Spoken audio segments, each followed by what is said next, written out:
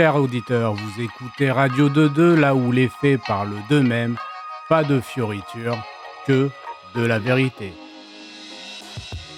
David Van Elric, bonjour. Alors, je suis ravi de vous accueillir sur Radio 22 et merci d'avoir accepté cette invitation. Bonjour Marcel, merci pour ton invitation. Écoute, alors, pourquoi j'ai souhaité vous recevoir? Alors, tout simplement parce que l'actualité s'y prête avec LFI. On va évidemment en parler, mais pas que. Et il est vrai que quand on entend destitution, il y a un déclic au cerveau et on pense à votre avion et votre banderole avec noté destitution. Ici, David, on peut dire que votre façon de militer fonctionne à merveille parce que ça rentre dans la tête. Oui, les gens m'appellent en me disant: «Oh, tu sais quoi? Il y a ma belle-fille qui a vu passer un avion avec la banderole destitution, je crois savoir qui c'est». Donc, ça lance un bouche à oreille. C'est le genre de fait. En plus, comme il y a la censure des médias officiels, du coup, les gens ont le temps de se poser la question: «Tiens, c'est qui? C'est quoi?» Il y a aussi quelques médias locaux qui disent, qui essaient de cracher au maximum leur venin sur, mon type d'action. Mais au final, les gens découvrent, les gens en parlent, ça fait du bouche à oreille. C'est exactement ce que je veux. En fait, ça fait 2 choses. La personne non avertie qui fait peut-être pas beaucoup de politique, pour la première fois, elle voit passer le mot destitution et avec un petit côté un peu glorieux, aérien. Et donc, il se pose des questions. Il dit, tiens, on peut virer le président. Ça fait un déclic. Il se passe beaucoup de choses dans le cerveau quand on se met à penser ça. Et puis, le résistant qui, lui, aurait bien aimé donner un coup de pied aux fesses à Macron depuis déjà assez longtemps. Et quand il voit passer l'ULM dans le ciel, il se dit, oh, c'est magique, c'est écrit dans le ciel, c'est un message du ciel, m'a dit un jour un peu une illuminée, mais quelqu'un qui est très connu de l'actualité. Et en fait, ce qu'elle voulait dire par là, c'est que ça redonne, ça regonfle l'espoir des gens qui ont beaucoup donné. On va parler du sujet de la France insoumise qui menace d'engager une procédure de destitution contre le président Macron, accusé de coup de force institutionnel contre la démocratie. Alors, le coordinateur du parti LFI, Manuel Bompard, a déclaré sur RTL le lundi 19 août, si le président décide de s'asseoir sur le résultat des élections législatives, ça ne restera pas impuni. Avec 72 membres au Palais Bourbon, nous avons un dixième des députés, tandis que ceux qui soutiennent le président de la République représentent moins d'un tiers des députés à l'Assemblée nationale. Bon, ici, on est sur de simples menaces, mais sait-on jamais, est-ce que cette menace de destitution du président n'est pas une opportunité de faire fonctionner ce fameux article 68 et jamais activé de l'histoire de la Ve République? Marcel, tu mets le doigt sur ce qu'il faut mettre en valeur. C'est un précédent. Et moi, je vais aller plus loin que les effets d'annonce, tirer la couverture à soi. Oh, c'est moi qui ai eu l'idée avec mon ULM. Oh non, c'est Asselineau, tout ça. On s'en fiche. On s'en fiche. La plupart des Français ont fait le diagnostic. Le régime est corrompu. Ils ne le font pas de manière aussi virile que je le dis là, mais ils vont voter en disant oh, ça sert à rien, ou ils vont carrément pas voter. Ce qui revient au même. Si le régime était honnête, ça servirait d'aller voter. Euh, donc, en fait, il faut foutre la maison en l'air. Pour foutre la maison en l'air, il faut se concentrer sur une pierre. Il ne faut pas tapoter partout. Et vous savez, quand il faut détruire un mur, il faut enlever juste une pierre. Tout d'un coup, il devient plus fragile. Vous pouvez enlever celle du haut, etc. La pierre qu'il faut faire sauter, c'est Macron. Si LFI en vient à la conclusion de dire on est prêt à appliquer la destitution, il faut les féliciter. Il faut que les électeurs RN se disent je m'en fiche de ce qu'il pense, de s'il a envie de gouverner ou pas. Si c'est pour faire sauter la baraque, je suis d'accord.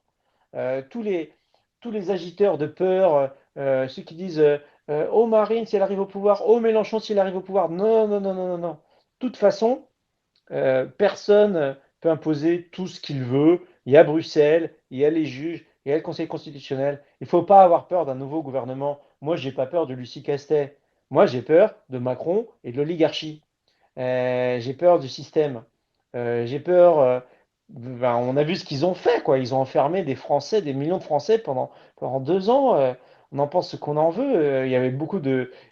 Même si certaines mesures. Allez, disons qu'il y avait certaines mesures qui étaient rationnelles, il y en avait quand même un tas de mesures qui étaient irrationnelles et qui étaient le fait finalement d'un violeur qui impose au peuple une mesure stupide en disant, je sais que c'est stupide et je sais que tu vas être obligé d'obéir et je sais que tu vas être obligé de t'endormir à croire toutes les sottises qu'on te raconte parce que sinon ça va être trop douloureux pour toi.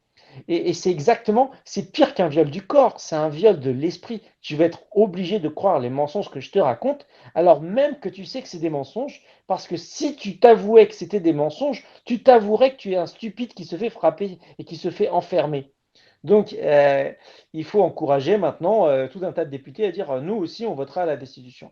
Il faut que les électeurs LR, les électeurs RN aillent voir leurs députés et disent nous aussi, on en rêve. S'il vous plaît, faites-le. Et puis, le s'il vous plaît, si ça passe pas gentiment, eh bien, on met 1000 gilets jaunes dans ta rue et du fumier sur ta maison. Je veux dire, à un moment, les enjeux sont importants. C'est pas juste cosmétique. C'est pas qu'est-ce qu'il y a dans le maillot à Brigitte, le problème.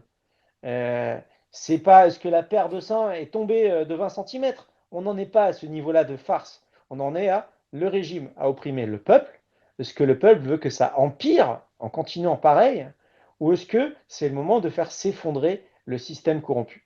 Et maintenant, c'est le moment ou jamais. Faites passer le mot dans vos mouvements, c'est le moment ou jamais. Et si ça passe pas à la fois, si cette fois la vague ne franchit pas le barrage, eh ben, on n'est plus entraîné et le barrage est fragilisé. Et la fois d'après, ça va passer. Et c'est très important. Il y en a qui me diront oui, mais dans 2 ans, c'est les présidentielles. Mais c'est pas du tout la même chose de virer Macron dans 2 ans et en fait, il est sûrement remplacé par un remplaçant de l'oligarchie si on laisse faire le système. Ou si 6 mois avant son échéance, même à la dernière minute, s'il est viré avec un grand coup de pied, là, les Français, ils auront appris à donner un coup de pied et ben, c'est ça dans la vie, hein. Je ne sais pas si tu es père de famille, mais quand ton enfant, il a appris à faire quelque chose, eh bien, il est plus fort. Et la fois d'après, il peut aller encore plus loin. Eh ben, le peuple français, c'est un peuple de héros, mais des héros encore enfants qui n'ont pas appris à refaire la révolution. Aujourd'hui, on a les moyens pour faire une révolution pacifique. Je voudrais décourager tous ceux qui fantasment sur le fait de couper les têtes. En face, l'armée aussi a fait des progrès, au Oui. sens la répression. Les canons à eau, ça n'existait pas en 1789. Euh, euh, En 1789, les gardes suisses, ils n'avaient pas des colonnes mobiles pour encercler les manifestants, ils n'avaient pas le gaz. Aujourd'hui, on peut totalement réprimer, matraquer tellement une population que sans faire trop de morts, on les renvoie chez eux totalement découragés. Et Mmh. donc, on est un peu déçu. On se dit, avec notre énergie, on ne comprend pas. On aurait dû réussir avec le gourdin et les fourches à virer Macron. Non, non, non. Il faut moderniser la manière dont on fait la révolution. C'est pour ça que moi, j'y vais avec un ULM. Mais ce que vous dites, oui, c'est qu'il faut persévérer. Je suis tout à fait d'accord avec ça, mais on va y revenir. Mais juste avant, est-ce que vous pouvez nous expliquer la procédure de destitution prévue par l'article 68 afin que nos auditeurs comprennent toutes les étapes? Parce que c'est pas simple, hein, c'est pas simple. Mais Pour résumer, c'est en 2 étapes. Un, il faut s'y mettre. Et pour ça, il suffit de 10%. Deux, il faut franchir le deuxième obstacle, qui est en gros 66%, les 2 tiers. C'est pour ça que Bompard rappelle le chiffre opposé, le 1 tiers. Les 2 tiers de l'Assemblée et du Sénat. Ça, c'est un peu dur, c'est qu'il y a finalement il y a plein d'obstacles à franchir. Mais au oui. final, comme c'est une course à plusieurs obstacles, on a le temps de se chauffer. Un cheval qui part dans une course de saut d'obstacles, si ça commence avec le 2 mètres, eh ben, peut-être on va juste se casser la figure. Si ça commence avec le 40 centimètres, un certain nombre de fois, eh ben, on se chauffe, les muscles sont chauds, le cavalier est prêt, et maintenant on fait le gros obstacle. Donc, tous ceux qui découragent en disant les 2 tiers, ça va être dur à avoir, oui, oui, oui, il ne faut pas mentir, ça va être dur, mais il faut s'entraîner. Et la grande chance, c'est que le premier obstacle pour que tout le monde en parle, c'est de dire qu'on va y aller et qu'il suffit de 10%. C'est l'énorme coup de maître en termes de légitimité de LFI. Parce que si un jour la révolution arrive, ils diront c'était nous, c'était nous. Et heureusement que je suis là aussi pour passer dans le ciel, pour qu'on dise c'était eux, mais pas que. Il y avait aussi un peu un pilote du LM, et puis aussi Asselineau, et puis aussi Dupont-Aignan. Et donc moi je dis à tous ceux qui veulent le bien de la France, vous savez, c'est comme le pari de Pascal. Si jamais on va vers le paradis, ne soyez pas du camp des corrompus. Messieurs du RN, messieurs LR, il est temps de faire sauter la maison, de faire, même si vous étiez des corrompus, c'est le moment d'avoir l'air de résistants de dernière minute. Même si vous étiez des pourris, c'est le moment d'avoir l'air d'être du côté du peuple. Le peuple peut-être vous pardonnera tout ce que vous avez fait de mal et de pourri si jamais vous aidez à secouer le cocotier et à faire tomber les pourris. Les plus pourris que vous. Oui, oui, il y a beaucoup de gens qui pensent que ça pourrait pas marcher. Moi, je dis pourquoi pas, hein. Je dis pas que c'est pas impossible. Rien n'est impossible. Mais est-ce qu'on n'est pas face à un autre problème? Parce qu'admettons qu'il est destitué et beaucoup d'auditeurs qui nous écoutent en rêve, un autre viendra prendre sa place. Alors, euh, faudrait voir ça, ou alors faudrait voir ça comme un coup de pression des députés et sénateurs pour le coup. Mais est-ce que le problème n'est pas plus profond? Parce qu'ici, le peuple ne joue aucun rôle, encore une fois, j'ai envie de dire. Non. Le peuple a son rôle à jouer parce que les députés, ils iront pas au casse-pipe s'ils sentent pas qu'ils ont le peuple derrière eux. Point barre. Parce qu'en face, ils ont l'oligarchie, Davos et compagnie, qui les tiennent par les couilles. Ils ont sûrement des dossiers compromettants sur un tas de députés. Et les députés, ils iront pas au casse-pipe s'ils sentent pas qu'ils sont solidement soutenus par le peuple. Donc le peuple est en première ligne sur ce combat, de manière implicite, mais il est en première ligne. Ensuite, le fameux argument de il y aura quelqu'un d'autre après, c'est pas, il faut faire une réponse de trois ordres. Le troisième, je parlerai de la psychologie de ce genre de réponse. Le premier, je dirais que c'est juste pas réaliste. Si on arrive à virer un président, tout change. Le peuple se rend compte de son pouvoir. Déjà, la donne n'est plus pareille. Le soi-disant remplaçant sait qu'il est sur un siège éjectable. Donc, de manière mécanique, la psychologie du peuple et du régime a changé. Et deux, un peuple qui se rend compte de sa force ne s'arrête pas en chemin. Moi, je dis la destitution parce qu'il faut se mettre d'accord sur un premier objectif et parce qu'il faut taper sur une première pierre pour que tout le mur s'écroule. Une seule pierre. Si vous tapez partout, votre mur, il est juste sale. Il faut taper sur une pierre et le mur va s'effondrer. C'est pour ça que je dis destitution. Est-ce que je dis Frexit? Peut-être. Est-ce que je dis on interdit les passes sanitaires? Peut-être. On s'en fout. Il nous faut un truc pour faire sauter le système. Un truc qui fait l'unanimité. Et au sein du peuple, virer Macron, ça peut faire l'unanimité. Même une nouvelle constitution, ça ne fait pas l'unanimité. Mais moi, ce que je pense, c'est que quand les Français auront découvert leur pouvoir, en mettant la pression sur les députés, en virant un président, soit Macron ou le suivant d'ailleurs, hein, mais ce qu'il faut, c'est en virer un, le faire de manière énergique, euh, et commencer ainsi la révolution. C'est la seule manière pour changer la Constitution. Il y en a qui font des discours comme ça, qui regardent les textes sans arrêt. Vous savez, moi je suis polytechnicien, donc soit on fait des maths, soit on passe à l'action. Si c'est pour regarder sans arrêt les textes, mais Macron, il s'assied sur les textes. Il s'assied sur les textes. Au final, c'est un rapport de force. On va pas se, il y en a qui regardent, par exemple, qu'est-ce qu'on pourrait changer dans la Constitution pour que tout d'un coup, la Constitution devienne un peu plus démocratique? Oui, mais attends, mais comment tu la changes, la Constitution? De toute manière, il faut faire la révolution. Et en termes de discours pour mobiliser, dire on va changer la Constitution, déjà on rentre dans les débats, déjà on ne va pas se mettre d'accord et c'est la machine à diviser. Et c'est aussi pour ça que tous les messages sur qui va y avoir après, c'est des messages de découragement et de division. Il faut se rendre compte que c'est un combat et que le combat, il est dans la tête et qu'il faut le gagner. Pour le gagner, il faut s'unir, il faut pas être déprimé. Il y a plein de petites cases à cocher. Il faut avoir un plan, il ne faut pas être déprimé, il faut être organisé, il faut être entraîné. Et moi, je coche les cases les unes après les autres. Est-ce qu'on peut encourager la résistance? Oui. Bon, Mhm. petit banderole dans le ciel. Est-ce qu'on peut l'organiser? Bon, en tout cas, éviter de rajouter à la division. Mais, Il y a mais, du euh, boulot. mais oui, parce que même si ça fonctionne pas, le côté même symbolique, hein, ça peut être dévastateur.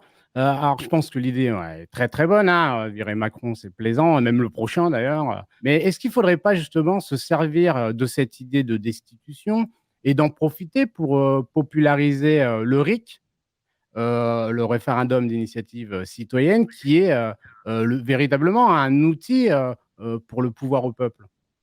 Tout à fait. Tout à fait. Maintenant, le RIC, c'est pas Macron qui va le donner. Donc, Ah, c'est vrai. chaque chose en son temps. Un, on fait sauter la baraque.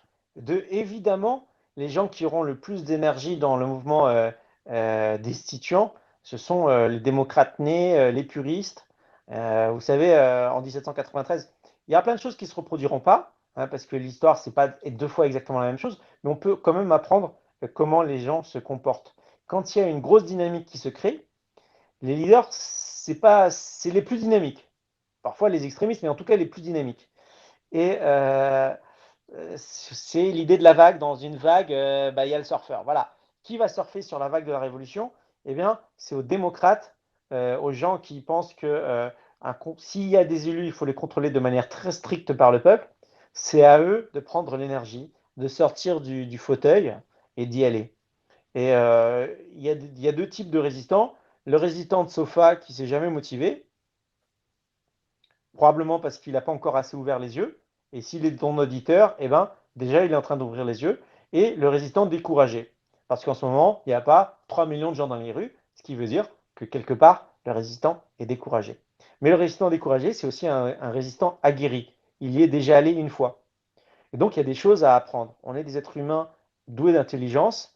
Euh, on va éviter les coups de matraque, mais on va faire ça bien.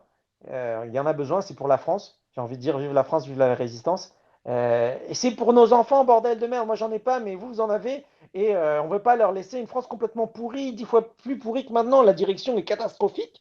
Et l'enjeu est crucial. C'est maintenant ou jamais, il faut y aller.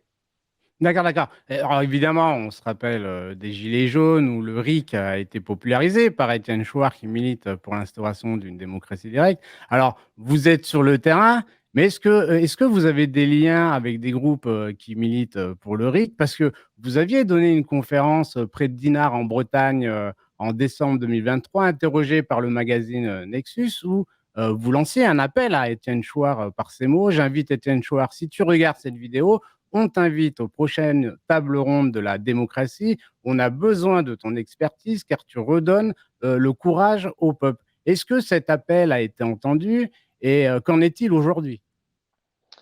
Ah, tout à fait. Euh, Étienne Chouard, je ne sais plus si je l'avais rencontré déjà. Oui, si, je l'avais rencontré d'ailleurs. Et il est un peu fatigué par son combat. Et c'est pour ça que je le mettais devant ses responsabilités. Chaque influenceur a une énorme responsabilité. Son discours doit être présenté de manière positive parce que s'il y a un dépressif, parce que les résistants français, c'est comme un dépressif ultra diplômé. Il sait faire plein de choses, mais il reste chez lui. Eh bien, il faut d'abord assurer qu'il ait bien dormi, bien mangé, une petite tâche, reprise de confiance en soi, et après on se remet au boulot. Et c'est exactement ça. Après on se remet au boulot. Et chacun a son rôle à jouer. Et Étienne Chouard, bah oui, on lui a organisé des conférences. On a fait ça en marque blanche. J'ai demandé à mes leaders locaux de certaines régions de l'inviter. Voilà, évidemment, il y a des liens. On a coopéré avec Étienne Chouard. Il y en a d'autres avec qui ça passe moins bien. J'ai d'ailleurs enregistré, je ne l'ai pas encore diffusé, une vidéo où je demande pardon. Alors, je vais en profiter pour le faire en direct. Je vais demander pardon à tous les leaders de la résistance qui ont été un peu froissés par mon côté cavalier. Voilà, moi je suis hussard, je sors le sabre, panache, je charge. Parfois, je suis un peu cassant. La diplomatie, c'est pas mon fort. Mais c'est aussi pour ça qu'on a des personnalités, enfin, qu'on est une belle équipe, qu'on veut former des équipes avec les talents différents. Euh, voilà, moi je galope devant. Il y en a un autre dans l'équipe. Maintenant, on a enfin des organisateurs nés. Mais souvent, l'organisateur né, il est aussi la cible de recrutement. C'est un peu comme moi, voilà. Si, enfin, je suis polytechnicien au sens où j'aurais pu faire d'autres carrières qui payent. Moi, j'ai des copains qui ont fait leur million en 2 3 ans. Eh ben, les gens compétents, ils ont toujours la tentation. Tiens, si j'accepte l'offre de recrutement, je suis payé 10 15 000 euros par mois. Et les résistants, parmi ces gens-là compétents, il y a des gens qui pourraient être résistants et il va falloir Hmm. qu'ils acceptent d'être payés 1500 et pas 15 000, euh, mais de faire la résistance. Alors souvent, la résistance, on n'a même pas de quoi les payer 1500. Donc ils acceptent un petit boulot et ils font la résistance à côté. C'est pas idéal. Il faut qu'on organise tout ça. On n'est pas tout seul. Et moi, je suis émerveillé devant toutes les compétences. Là, en ce moment, je suis logé par quelqu'un qui s'occupe plutôt des SDF, etc. C'est son charisme. Et malgré ça, fait partie de la résistance aussi, fait passer les bonnes informations, fait passer des colis. Je ne dirais pas tout ce que cette personne fait, elle se reconnaîtra. Euh, mais c'est magique. Tout le monde, tout ce que fait chacun, c'est magique si on sort de chez soi et qu'on y va. Voilà. Après, si vous avez 80 ans, c'est le moment plutôt d'envoyer un don. Et si vous avez 50 ans, il faut y aller, il faut y aller. Si vous avez 20 ans, il faut faire votre première manif. Si vous avez 50 ans, il faut convaincre votre petit-neveu d'y aller. Et ce n'est pas forcément des manifs qu'on va faire, ça peut être des banderoles chocs, des actions surprises, décollage ou simplement envoyer un courrier à son député, c'est déjà quelque chose. Vous êtes, un activiste, pilote d'ULM, polytechnicien, professeur de mathématiques, vous évangélisez, professeur de danse, le bachata, je crois. On sent, en regardant votre parcours, votre détermination, une soif, une envie de changer les choses, de passer à l'action. C'est quoi le moteur, de tout ça? Alors, tu me demandes mon coming out. Voilà. Euh, Sur ma bio Twitter, il y a marqué que je suis pilote pour Jésus. Ça m'a pris des années de me rendre compte que euh, l'amour infini était mon moteur et que j'avais mis du temps à y répondre. Et moi, je suis tout petit, mais j'ai quand même quelques compétences. C'est vrai que en 2013, j'ai vu des jeunes filles de la Manif pour tous et des grands-mères se faire matraquer. Ça m'a remis à ma place. Je pouvais pas rester consultant et juste faire une carrière, penser à ma pomme. Et ensuite, tout s'est aligné un peu en place. Mon côté Boy Scout a fait que s'il fallait camper devant l'Assemblée nationale, je savais faire. Mon côté chrétien a fait que s'il fallait partir en prison, j'allais chanter les louanges comme Saint Paul et sortir encore plus joyeux d'avoir résisté. Voilà, au final, je me suis rendu compte que même le pilotage qui avait été fait pour moi, est-ce que je vais devenir pilote de chasse ou pilote de ligne, c'était pour ma pomme. Les gens disent qu'ils veulent servir, mais ils veulent ressembler à Top Gun. Euh, et ben, au final, je me suis dit, tiens, un petit ULM, c'est pas un F-16, mais c'est mieux que larguer des bombes au Kosovo, de remorquer une banderole qui donne de l'espoir. Donc au final, ma vocation m'est apparue peu à peu. Et moi, voilà, je suis pilote pour Jésus. Et ma mission pour le moment, c'est de redonner l'espoir à tous les Français, qu'ils soient chrétiens ou pas. Et j'ai aussi compris que c'est pas mon job de faire curer, d'aller évangéliser là tout de suite, de parler de Jésus à toutes les sauces. On va parler d'espoir, on va parler de mobilisation. Et s'il y a des Français qui se disent, bah tiens, euh, celui qui parle de liberté, d'espoir, il est chrétien, eh ben, c'est aussi un autre côté. Je vais être open, hein, je ne vais pas le cacher, mais je travaillerai avec des mélanchonistes, avec des musulmans, avec des marinistes. On s'en fout, la cause de la France, de la liberté et de l'honnêteté, elle est assez grande. Moi, je sais pourquoi je travaille. Si les autres sont au clair avec leur motivation, tout ira bien. Ben écoutez, c'est une très belle conclusion. Merci David d'être venu sur Radio 22. Alors je rappelle aux auditeurs que vous avez un site internet destitution.fr. Vous êtes également sur Telegram et X, hein, on notera tout ça. Mais surtout, vous êtes sur le terrain, mais au-dessus de nos têtes. Voilà. Merci beaucoup David. Merci Marcel. Si vous appréciez cette vidéo et souhaitez soutenir mon travail, vous pouvez faire un don sur Tipeee, le lien est sous la vidéo. Chaque contribution, même petite, m'aide à continuer de créer du contenu de qualité. Un grand merci pour votre soutien. Allez, à ciao les gars.